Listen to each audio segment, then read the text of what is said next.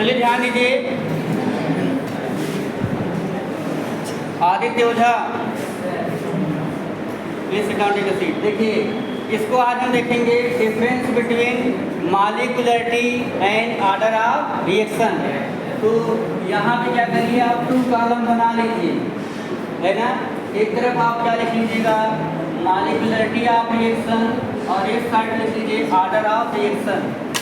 First क्या है आपका, मॉलिक्यूलरिटी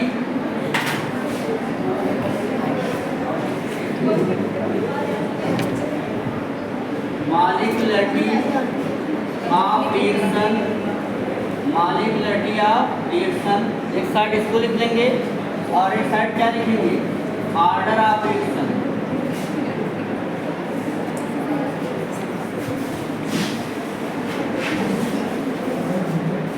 देखिए यहाँ समझिएगा दोनों में क्या डिफरेंस है। तो हमने आपको बताया था कि जो ऑर्डर ऑफ रिएक्शन होता है, रिएक्शन का ऑर्डर 0 हो सकता है। बोलिए, जैसे मान लो कोई 0 ऑर्डर का रिएक्शन है, उसको ऐसे लिखा जाएगा R = K concentration of A⁴। मान लो कोई आपका रिएक्टेंट A है, वो प्रोडक्ट किसी प्रोडक्ट में चेंज हो रहा है, समझिएगा। यहाँ पे कोई केमिकल रिएक्शन इस तरीके से हो रहा है, अनमोल कोई रिएक्शन इस तरीके से हो रहा है, रिएक्टेंट ए है, किसमें चेंज हो रहा है, किसी प्रोडक्ट में। अगर मान लीजिए 0 ऑर्डर का रिएक्शन है, यहाँ पे इसके कंसंट्रेशन की पावर कितनी होगी, 0 होगी। अगर ये फर्स्ट का होता तो यहाँ पावर कितनी होती, 1 होती। तो 0 का है, यहाँ पे पावर कितना होगा, 0 होगा। लेकिन अगर हम यहाँ आ जाए, इसमें देखिएगा कोई आपका रिएक्टेंट ए है, किसमें चेंज हो रहा है, प्रोडक्ट में। यहाँ पे अगर रिएक्टेंट है तो ही प्रोडक्ट में चेंज होगा। कम से कम एक रिएक्टेंट होगा ही, रिएक्टेंट का एक मॉलिक्यूल होगा ही, तो किसमें चेंज होगा, प्रोडक्ट में। अगर रिएक्टेंट नहीं है, प्रोडक्ट बनेगा नहीं। तो यहाँ पे अगर हम देखेंगे तो जो ऑर्डर ऑफ रिएक्शन है वो 0 हो सकता है। बोलो, ऑर्डर ऑफ रिएक्शन क्या हो सकता है, it can be 0, it can be 0। Order of reaction आपका 0 हो सकता है, और अगर 0 है तो 0 ऑर्डर का रिएक्शन है। लेकिन ये कभी भी 0 नहीं होगा, मॉलिक्यूलरिटी ऑफ रिएक्शन 0 नहीं होगी। क्यों? क्योंकि कम से कम कोई न कोई तो मॉलिक्यूल होगा जो प्रोडक्ट में कन्वर्ट होगा। समझ में आया? तो इसमें क्या लिखेंगे, इट नेवर बिकम 0, ये कभी 0, it never become. Molecularity of reaction कभी भी 0 नहीं हो सकती है, लेकिन वो 0 कौन, ऑर्डर ऑफ रिएक्शन। अब इसमें देखिए सेकंड पॉइंट देखिएगा,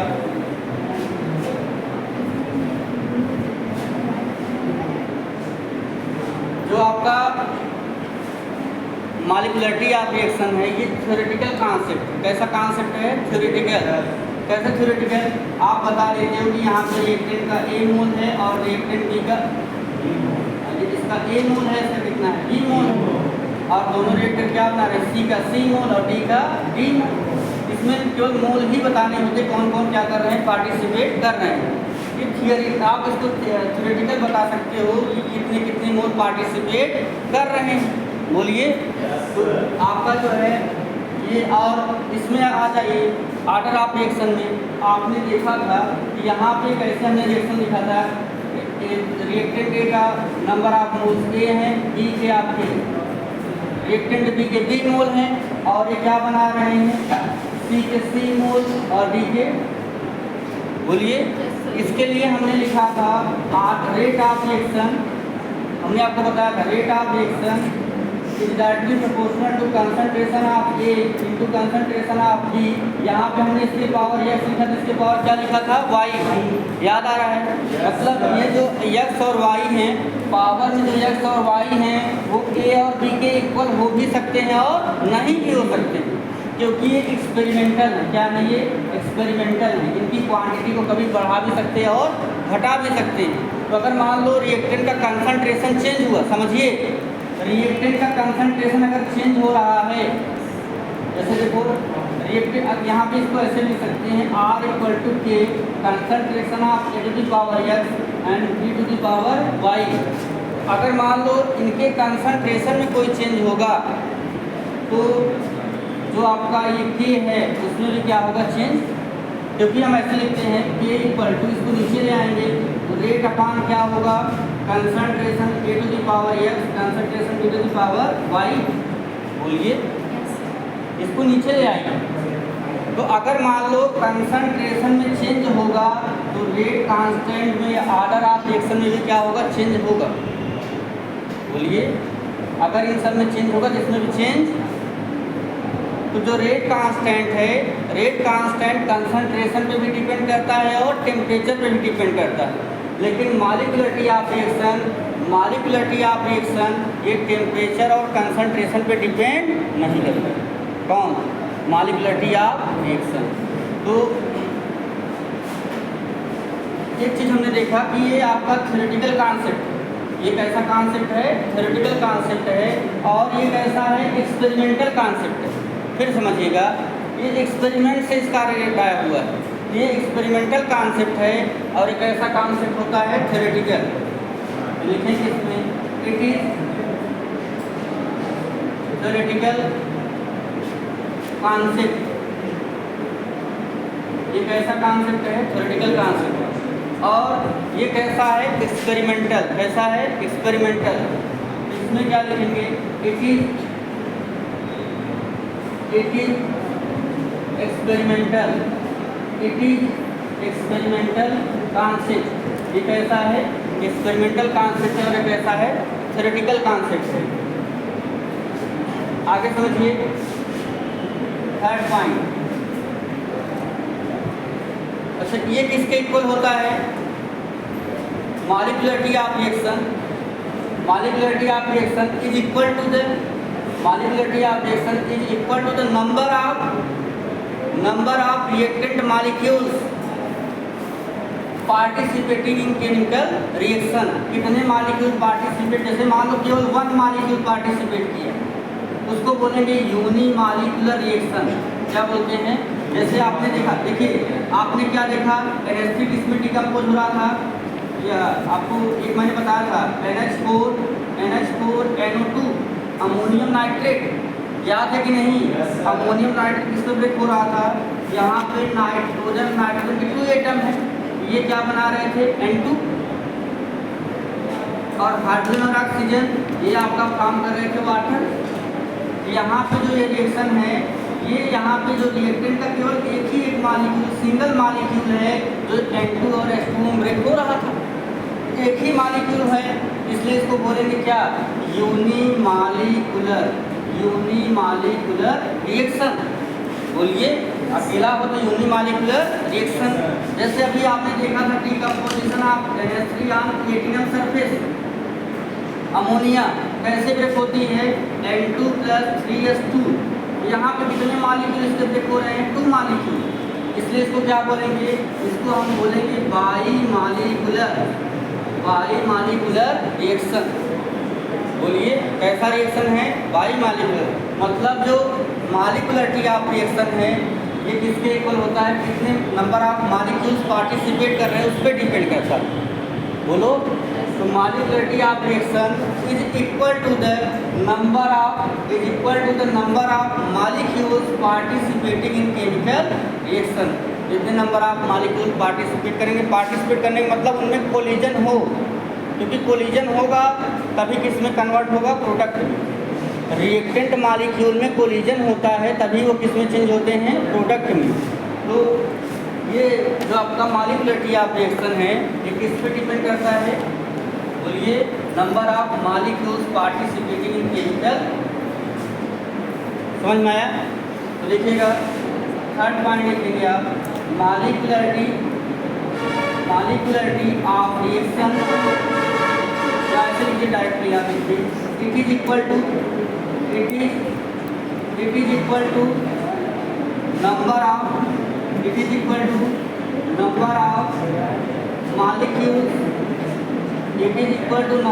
molecules participating participating in collision in any reaction किसी भी रिएक्शन में वो मॉलिक्यूल जो कोलिजन में पार्टिसिपेट कर रहे हैं और किस में कन्वर्ट हो रहे हैं, प्रोडक्ट में, उन्हीं के नंबर पे क्या होता है, उनका जो नंबर होगा उसी के इक्वल क्या होती है, मॉलिक्यूलरिटी। बोलिए, तो molecularity of reaction is equal to the number of molecules participating in collision in any reaction. किसी भी रिएक्शन में जितने मॉलिक्यूल्स कोलिजन में पार्टिसिपेट करते हैं, जिनके बिटवीन में कोलिजन होता है, उन्हीं के नंबर के इक्वल क्या होती है, मॉलिक्यूलरिटी। क्लियर हुआ? बोलिए, अगला देखिएगा, आर्डर ऑफ रिएक्शन में आइए, ये किसके इक्वल होता है? आर्डर ऑफ रिएक्शन इक्वल होता है, अगर मान लीजिए यहाँ से निकालते हैं order of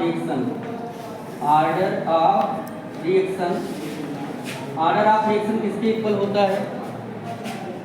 some of the power of concentration. फिर समझिए विनीत, आर्डर ऑफ रिएक्शन किसके इक्वल होता है? Sum of the power of concentration term. जो रेट एक्सप्रेशन दिया रहेगा, ये रेट एक्सप्रेशन है। रेट एक्सप्रेशन में जो कंसंट्रेशन है उसकी जो पावर है उसी को आप प्लस कर दीजिए, उसी के इक्वल क्या होता है, उसी के इक्वल होता है आर्डर ऑफ रिएक्शन। बोलिए, ये तो नंबर ऑफ मॉलिक्यूल्स के इक्वल होगा जो किसी भी केमिकल रिएक्शन में पार्टिसिपेट करके कोलिजन कर रहे हैं, टकरा रहे हैं आपस में, प्रोडक्ट में चेंज हो रहे हैं, उसके इक्वल होगा। और ये आपका किसके इक्वल होगा? जो रेट एक्सप्रेशन में कंसंट्रेशन की पावर का सम है उसके इक्वल होता है।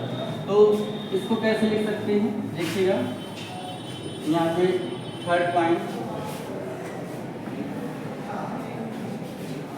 दोनों में डिफरेंस है क्या, देखिएगा रोमन नंबर इसमें भी।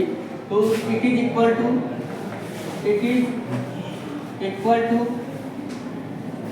To sum of the power of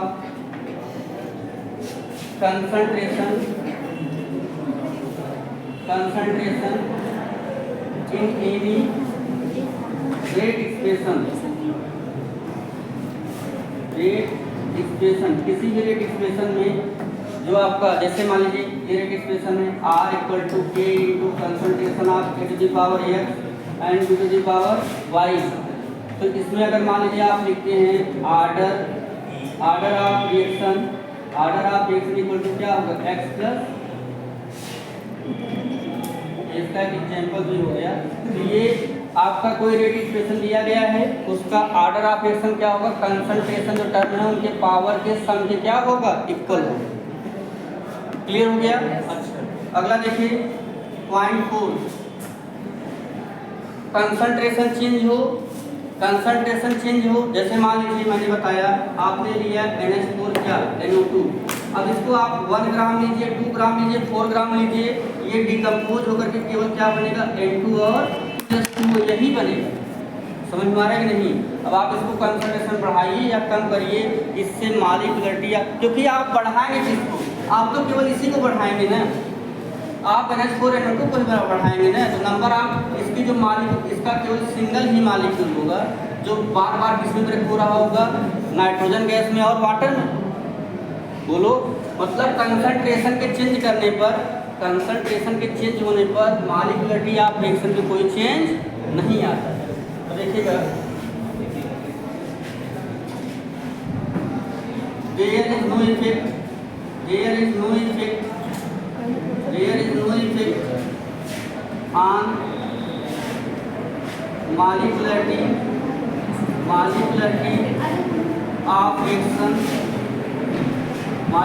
of reaction on changing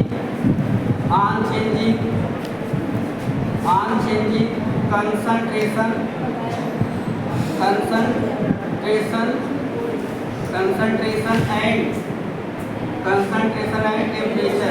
अगर किसी रिएक्शन में मान लीजिए कोई रिएक्शन हो रहा है, बीच में आप कंसंट्रेशन ऑफ रिएक्टेंट को बढ़ा रहे हो, टेम्परेचर को चेंज कर रहे हो, तो मॉलिक्यूलरिटी ऑफ रिएक्शन पे कोई इफेक्ट नहीं आएगा। क्यों नहीं आएगा? क्योंकि मान लीजिए आपने केवल एक मॉलिक्यूल लिया है और वही किस में चेंज हो रहा है, आपके प्रोडक्ट में चेंज हो रहा है। तो अगर मान लीजिए टेम्परेचर बढ़ाएंगे तो रिएक्शन थोड़ा सा फास्ट हो जाएगा, लेकिन इसके मॉलिक्यूल के नंबर पे कोई चेंज नहीं आएगा। कंसंट्रेशन आप बढ़ाते हो तो केवल इसका बारी बारी से एक एक मॉलिक्यूल ब्रेक होते रहेंगे, लेकिन जो है मॉलिक्यूलरिटी ऑफ रिएक्शन पे कोई इफेक्ट नहीं होगा। क्यों नहीं होगा? क्योंकि बारी बारी से एक एक मॉलिक्यूल क्या होंगे, ब्रेक होते चले जाएंगे और केवल एक ही ऐसा मॉलिक्यूल, ऐसे एक एक ही मॉलिक्यूल होंगे जो बारी बारी से ब्रेक होते रहेंगे। मतलब एक एक मॉलिक्यूल ही ब्रेक होंगे। इससे क्या होता है, मॉलिक्यूलरिटी ऑफ रिएक्शन पे कोई इफेक्ट नहीं। अगर स्टार्ट में मॉलिक्यूलरिटी 1 है तो लास्ट में भी क्या होगी, 1 ही होगी, बीच में भी 1 ही होगी, क्योंकि एक एक मॉलिक्यूल ही ब्रेक होंगे। समझ में आया? अगर मान लो साथ में 5 या 6 मॉलिक्यूल ब्रेक हो रहे हैं तो भी वो किसके होंगे, NH4 NO2 के होंगे। मतलब मॉलिक्यूलरिटी ऑफ रिएक्शन पे कोई चेंज नहीं आता है। आप चाहे कंसंट्रेशन चेंज कर दो चाहे टेम्परेचर, भाई ब्रेक तो वही एक ही मॉलिक्यूल होगा ना। बोलिए, एक बार NH4 NO2 ब्रेक होगा, फिर कोई अगला NH4 NO2 आएगा, अब सिंगल मॉलिक्यूल ही ब्रेक होगा। मतलब मॉलिक्यूलरिटी ऑफ रिएक्शन में कोई चेंज नहीं होता है। कंसंट्रेशन को बढ़ा दीजिए या घटा दीजिए, टेम्परेचर को बढ़ाइए घटाइए, वो तो रेट ऑफ रिएक्शन बढ़ता घटता है ना। हाँ, इसमें देखिए order of reaction, order of reaction changes, order of reaction changes on changing